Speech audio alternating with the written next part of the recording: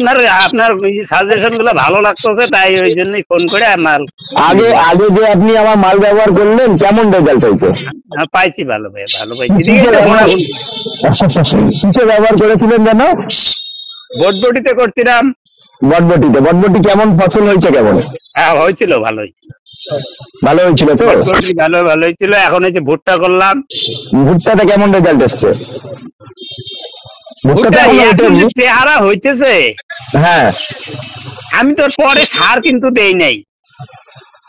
আপনি আমারই চাপ দিয়ে শুধু ভুট্টা করেছেন, চেহারা কেমন আছে বলেন? চেহারা তো এখন আরো মানে সেই চেহারা হইতেছে। কি ব্যাপারটা কি?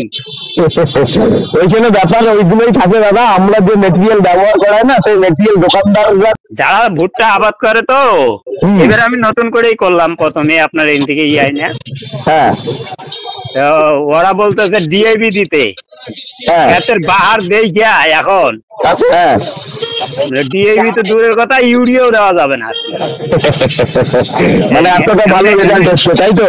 হ্যাঁ, রেজাল্ট ভালো আসছে। গাছ এখন এখন ভুট্টার বীজটা যে কি হয়, বীজ নিয়ে টেনশন নেই। বীজটা তো আমার কাছ থেকে গেছে না।